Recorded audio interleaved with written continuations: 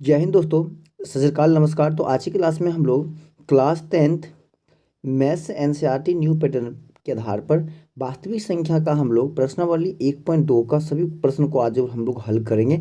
तो आप लोग हमारे साथ शुरू से अंत तक बने रहेंगे और इन सारे प्रश्नों को अच्छे तरह से समझने का प्रयास करेंगे। दोस्तों, आज की क्लास में हम लोग एक ही क्लास में पूरा एक्सरसाइज को ख़त्म करने वाले हैं, मात्र एक ही क्लास में। तो आप लोग जुड़े रहेंगे हमारे साथ और शुरू से अंत तक बने रहेंगे। तो चलिएगा, आप लोग का जीएस में डालते हुए क्लास को स्टार्ट करते हैं। तो देखिए, क्लास को स्टार्ट करने से पहले एक आज का थॉट है, ठीक है, इस पर हम लोग थोड़ा बातें करते हैं। कहता है कि आजमाती है जिंदगी उसी को जो मुश्किल रास्ते पे चलना जानता है। कहता है कि आजमाती है जिंदगी उसी को जो मुश्किल रास्तों पे चलना जानता है। जिंदगी में जीत उसी की होती है जो हार कर भी मुस्कुराना जानता है। ठीक है, तो चलिए इसी मोटिवेशन के साथ हम लोग क्लास को स्टार्ट करते हैं। तो देखिए, आप लोग का सबसे पहला क्वेश्चन है यह। ठीक है, सबसे पहला क्वेश्चन कहता है क्या कि सिद्ध करे कि या सिद्ध कीजिए कि √5 एक अपरिमेय संख्या है। ठीक है, अब मुझे पता है, आपको पता है कि √5 एक अपरिमेय संख्या है, लेकिन आपको प्रूफ करके बताना है। ठीक है, अब देखिए, अगर ऐसा प्रश्न है तो आप लोग करना क्या है, कुछ नहीं करना है। जो चीज़ आपको सिद्ध करने के लिए बोला जा रहा है, ठीक है, आप उसका उल्टा मान लो। जैसे आपको बोला जा रहा है ना कि यह एक अपरिमेय संख्या है, आप सिद्ध करके बताइए, तो हम मान लेंगे इसका कि यह एक परिमेय संख्या है। परमेय संख्या मान लेंगे और परमेय संख्या का जो हम कंडीशन रखेंगे उसका हम उल्टा चीज़ वहाँ पे प्रूव करके दिखा देंगे। फिर मेरा उल्टा आगे जैसे हो जाएगा, मतलब ये परमेय नहीं है तो क्या होगा, यह अपरमेय होगा। ठीक है, जैसे मान लीजिए, कहता है क्या कि यदि संभव हो तो माना कि √5 एक परमेय संख्या है। यदि संभव है तो हम मान लेंगे। ठीक है, अगर परमेय संख्या है तो ये, ठीक है, अंश बट्टे भिन्न में होगा, मतलब ए बट्टे बी के रूप में है। इसको समीकरण फर्स्ट मान ली, जहाँ ए और बी क्या है, पूर्णांक है, और बी नॉट इक्वल टू 0 होगा। अब बताइए, देखिए कि ए बट्टे के बी के रूप में माने हैं। ठीक है, हो सकता है कि ए और बी में कोई कॉमन हो, तो कॉमन को काट लेते हैं, और जैसे मान लो कि पी बट्टे क्यू के रूप में आ जाए। जैसे मैं यहाँ पे मान लीजिए कि लिख दूंगा कि मैं 4/6। अब देखिए 4/6 में क्या है कि देखिए 4 में क्या है कि 2 गुने का 2 है। ठीक है, 6 में क्या है कि 2 गुने का 3 है। तो जो कॉमन है, बताइए कॉमन कटा दिया, अब कितना बचा, 2/3 बचा कि नहीं बचा। तो उसी प्रकार से अगर यह मान लीजिए कि भिन्न है, ए बटे कोई भिन्न हो गया, तो हो सकता है इसमें कुछ कॉमन हो, तो कॉमन काट लेने पर क्या बच गया, पी बटे क्या, जैसे मान लीजिए यहाँ पे 2/3 बच गया। ठीक है, हम काट लिए थे। ठीक है, वही बात है। कहता है कि तब ए और बी में कोई उभयनिष्ठ गुणनखंड नहीं है तो हम उसे काट लेते हैं। अगर उसमें कोई उभयनिष्ठ गुणनखंड है तो हम उसे काट लेते हैं। काटने पर तब क्या होता है कि √5 बराबर पी बटे का क्यू बचता है, जिसको हम लोग समीकरण 2 मानते हैं। इसके बाद इसमें अब कोई उभयनिष्ठ गुणनखंड नहीं है। कहता है कि जहाँ पी और क्यू क्या है, पूर्णांक है, जिसमें कोई उभयनिष्ठ गुणनखंड नहीं है, अर्थात पी और क्यू सआभाज्य संख्या है और क्यू नॉट इक्वल टू 0 है। अब थोड़ा बात करते हैं कि हम लोग की सआभाज्य संख्या क्या होती है। ठीक है, सआभाज्य का मतलब होता है क्या कि जिसका ऐसी दो संख्या हो, ऐसी दो अभाज्य संख्याएं जिसका एचसीएफ क्या हो, एक हो। ठीक है, एचसीएफ क्या हो, एक हो। ठीक है, ऐसी संख्याएं, ऐसी दो संख्या जिसका एचसीएफ क्या हो, एक हो, सभी क्या होती है, सआभाज्य संख्या होती है। ठीक है, अब मुझे ये चीज़ ध्यान रखना होगा। अब हम इसी पे पूरा कहानी चलेगी कि इस पे तो सआभाज्य संख्या पे, ठीक है, इस पे हमको ध्यान रखना होगा। अब क्या कर बताइए कि फिर पी बराबर क्या हो जाएगा, √5 क्यू। ठीक है, इधर मान लीजिए कि अगर √5 बराबर है, √5 बराबर क्या है, पी बट्टे का क्यू है। तो इधर गुना है, इधर इधर भाग, इधर क्या होगा, क्यू गुना हो जाएगा। तो √5 कितना हो जाएगा, 5 क्यू बराबर पी, अर्थात पी बराबर कितना हो गया, √5 क्यू हो गया। दोनों तरफ हम वर्क कर दिए, दोनों तरफ वर्क करने पर दोनों तरफ क्या करेंगे, वर्क कर दिए। तो वर्क कीजिएंगे तो पी का स्क्वायर बराबर क्या, √5 इंटू क्यू का स्क्वायर। ठीक है, पी स्क्वायर बराबर कितना हो गया, 5 क्यू स्क्वायर हो गया। अब बताइएगा कि ये 5 क्यू स्क्वायर हो रहा है। ठीक है, अब एक चीज देखिए, अब यहाँ पे क्या है समझिएगा, हमारा जो समीकरण सेकेंड है, कहता है कि पी स्क्वायर बराबर 5 क्यू का स्क्वायर है। तो क्या क्यू स्क्वायर बराबर पी स्क्वायर बट्टे का 5 होगा, इधर गुना है, इधर गया तो भाग हो जाएगा, हो जाएगा। इसका मतलब देखिएगा कि जो पी स्क्वायर, ये जो है पी स्क्वायर, क्या ये 5 से विभाज्य है, 5 से विभाज्य है। इसका मतलब कि पी भी 5 से विभाज्य होगा, मतलब पी बट्टे 5 भी क्या होगा, 5 से विभाज्य होगा। वही बात लिखे हैं कि अतः पी स्क्वायर 5 से विभाज्य है, इसीलिए पी भी 5 से विभाज्य होगा। होगा ना, और जब ये होगा तो हम क्या कहिए, फिर मान लिए कि पी बराबर 5m। अब पी बराबर 5m हो गया, तो जहाँ पी स्क्वायर है तो 5m का स्क्वायर 25m स्क्वायर, और 5 क्यू स्क्वायर है 5 क्यू स्क्वायर। 5 से 5 कटेगा, कितना बार में 5 बार में कितना बचेगा, 5m क्यू स्क्वायर। फिर वही बात, 5m बराबर स्क्वायर बराबर क्यू स्क्वायर। तो m स्क्वायर बराबर कितना हो जाएगा, क्यू स्क्वायर बट्टे का 5 हो जाएगा। फिर बात वही, फिर बात वही, फिर देखिए 5 से क्यू स्क्वायर कटिंग है, तो इसका मतलब क्यू भी क्या होगा, 5 से कटिंग होगा, क्यू भी क्या होगा, 5 से कटिंग होगा। किससे, तो 5 से क्यू भी क्या होगा, कटिंग होगा। ठीक है, फिर क्यू स्क्वायर 5 से विभाज्य होगा, इसीलिए क्यू भी क्या होगा, 5 से विभाज्य होगा।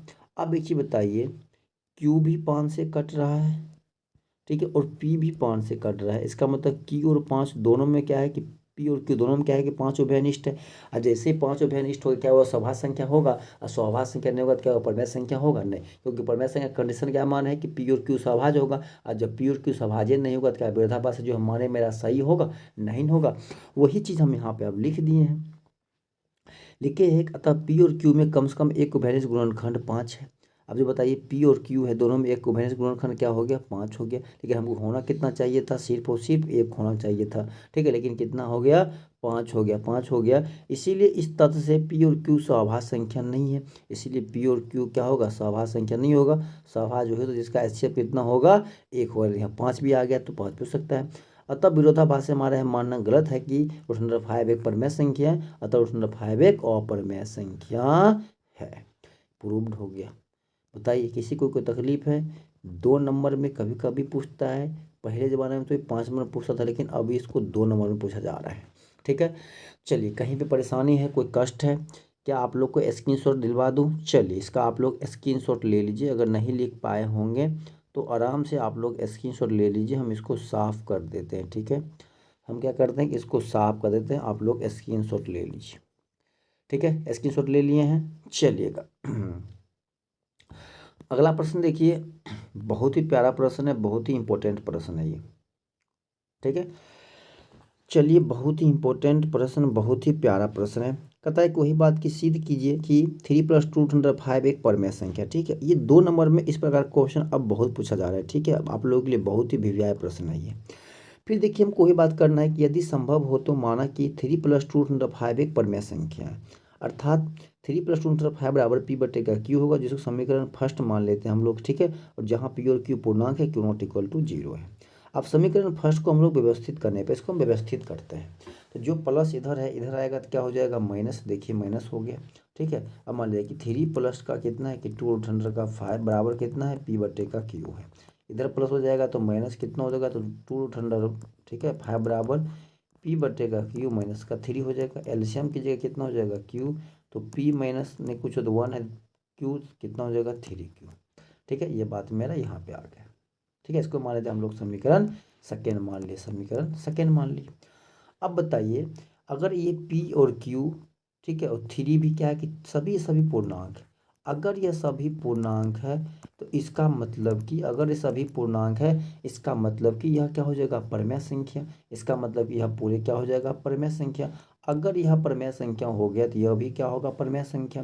वही बात लिखे, चूंकि पी और क्यू क्या है, पूर्णांक है, इसीलिए p-3 के बटे का 2q भी पूर्णांक होगा। और जैसे ही पूर्णांक हो गया, समीकरण सेकेंड से p-3 के बटे 2q एक परमेय संख्या होगा। अगर यह परमेय हो जाएगा तो यह भी परमेय होगा कि नहीं होगा, इसलिए √5 भी क्या होगा, एक परमेय संख्या होगा, जो कि संभव नहीं है, क्योंकि हम जानते हैं कि √5 एक अपरमेय संख्या है, क्योंकि √5 एक अपरमेय संख्या है। इसलिए हम विरोधाभास से पाते हैं कि हमारी यह मान्यता कि 3 + 2/5 एक परमेय संख्या है, यह गलत है। अतः 3 + 2/5 एक परमेय संख्या है। प्रूफ। बताइए किसी को तकलीफ है क्या यहाँ पर भी। चलिए इसका भी आप लोग स्क्रीनशॉट लेना चाहेंगे तो ले लीजिए, हम इसको भी आप लोग के सामने कंप्लीट कर देता हूँ। ठीक है, क्लिंग भी कर देता हूँ ताकि आप लोग को लिखने में कोई कष्ट ना हो। ठीक है, स्क्रीनशॉट ले लीजिए, ले लिए। चलिएगा क्लास को स्टार्ट करते हैं आगे हम लोग। देखिए आपका अगला प्रश्न प्यारा सा प्रश्न है, कहता है कि सिद्ध कीजिए कि 1/√2 एक अपरमेय संख्या है। ठीक है, तीसरा का पहला क्वेश्चन है। फिर वही बात हल लिखना है कि यदि संभव हो तो माना कि 1/√2 एक परमेय संख्या है, अर्थात a/√2 बराबर a/b, जहाँ a और b पूर्णांक है और a not equal to b। तब a और b में कोई उभयनिष्ठ गुणनखंड हो तो हम उसे काट देते हैं, तब 1/√2 बराबर p बटे का q होगा। इसको मान लेते हैं हम लोग समीकरण सेकेंड, जहाँ पी और क्यू क्या है, पूर्णांक है, जिनमें कोई भी उभयनिष्ठ गुणनखंड नहीं है, अर्थात पी और क्यू क्या है, सौभाज्य संख्या है, और क्यू नॉट इक्वल टू 0 है, जो आपको हम पहले में समझा चुके हैं।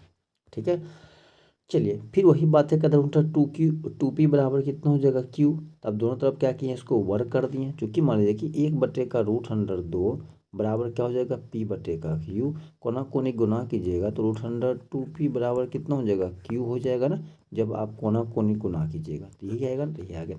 इसका स्क्वायर कीजिएगा तो √2 का स्क्वायर कितना हो गया 2p का स्क्वायर, 2p² बराबर q²। फिर वही बात है, देखिए कि 2p² बराबर कितना हो गया q²। तो p² बराबर कितना हो जाएगा q²/2 हो जाएगा। तो इसका मतलब कि q² भी क्या होगा कि 2 से विभाज्य होगा, क्या होगा कि 2 से विभाज्य होगा। वही कहता है कि अतः q² 2 से विभाज्य है, इसीलिए q भी क्या होगा 2 से विभाज्य होगा। फिर माना कि q बराबर 2m, तो 2 ठीक है 2p² बराबर कितना होगा 2m का स्क्वायर, 2p² बराबर 4m², 2 से 2 क्या होगा 2m कट जाएगा, तो p² बराबर कितना हो गया 2m² हो गया। कितना हो गया 2m स्क्वायर हो गया, 2m क्या हो गया स्क्वायर हो गया। अब बताइए कि जो p² बराबर क्या है कि 2m² है, इसका मतलब हो जाएगा कि m² बराबर कितना हो जाएगा, तो p²/2 इधर गुना इधर आ गया तो भाग हो जाएगा। ठीक है, भाग हो जाएगा, इसका मतलब कि देखिए p² भी 2 से विभाज्य है, इसका मतलब कि p भी क्या होगा 2 से विभाज्य होगा। होगा कि नहीं होगा, बताइए आप लोग कमेंट करके, होगा कि नहीं होगा। जी सर जरूर होगा। चलिए कहता है क्या कि इसीलिए कहता है कि फिर p² भी 2 से विभाज्य होगा, इसीलिए p भी क्या है 2 से विभाज्य है, 2 से क्या है विभाज्य है। कहता है कि अतः p और q में कम से कम एक उभयनिष्ठ गुणनखंड 2 है, परंतु यह इस तथ्य से p और q सहभाज्य संख्या नहीं है। अतः विरोधाभास हमारा यह मानना गलत है कि 1/√2 एक परिमेय संख्या है, अतः 1/√2 हमारा क्या है अपरिमेय संख्या है। कोई दिक्कत है, प्रूव हो गया। चलिए आप लोग स्क्रीनशॉट ले लीजिए, आप लोग क्या कीजिए स्क्रीनशॉट लीजिए और उसको बेहतर तरीका से लिखिए। ठीक है, हम तो बहुत सुंदर से लिख दिए हैं, आप लोग भी क्या कीजिए इसको बेहतर तरीका से लिख लीजिएगा। ठीक है, हम इसको आपको क्लीन कर देते हैं, फिर आप लोग स्क्रीनशॉट ले लीजिए।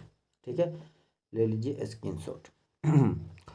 चलिएगा हम लोग चलते हैं सेकेंड प्रश्न की ओर इस अध्याय का। चलिए बहुत ही प्यारा प्रश्न है, बहुत ही इंपॉर्टेंट प्रश्न है ये। ठीक है, कहता है कि सिद्ध करना है कि 7/5 एक अपरिमेय संख्या है। क्या है, एक अपरिमेय संख्या है। फिर वही बात हल लिखना है, लिखना है कि यदि संभव हो तो माना कि 7/5 एक परिमेय संख्या है, अर्थात 7/5 बराबर p/q। समीकरण इसको मान लेंगे फर्स्ट, जहाँ p और q क्या है पूर्णांक है, q ≠ 0 है। इसीलिए समीकरण फर्स्ट को व्यवस्थित करने पर 7/5 बराबर p/q, तो √5 बराबर क्या हो जाएगा p/7q। बताइए कि p और q पूर्णांक है, इसीलिए p/7q भी क्या होगा पूर्णांक होगा। जब ये दोनों पूर्णांक हो जाएगा तो समीकरण फर्स्ट से क्या p/7q एक परिमेय संख्या होगा। और जैसे ही परिमेय संख्या को बताइए क्या √5 एक अपरिमेय संख्या नहीं होगा, होगा, जो कि संभव नहीं है क्योंकि √5 एक अपरिमेय संख्या है। इसलिए हम विरोधाभास से पाते हैं हमारी यह मान्यता कि 7/5 एक परिमेय संख्या है, यह गलत है। अतः 7/5 एक अपरिमेय संख्या है। ये क्या हो गया प्रूफ हो गया। ठीक है, चलिए हम आपको इसका भी स्क्रीनशॉट दे देता हूँ, आप लोग ले लीजिए इसका भी स्क्रीनशॉट। चलिए चलिएगा अगला प्रश्न देखिए। देखिए आपका अगला प्रश्न कहता है, बहुत ही प्यारा प्रश्न है। कहता है अगला प्रश्न आपका कि सिद्ध करें कि 6/√2 एक अपरिमेय संख्या है। ठीक है, फिर वही बात मान लेंगे कि यदि संभव हो तो माना कि 6/√2 एक परिमेय संख्या, अर्थात 6+√2 बराबर p/q, जहाँ p और q क्या पूर्णांक है, q ≠ 0 है। तो समीकरण फर्स्ट को व्यवस्थित करने पर 6+√2 बराबर p/q, इधर प्लस इधर जाएगा तो माइनस हो गया।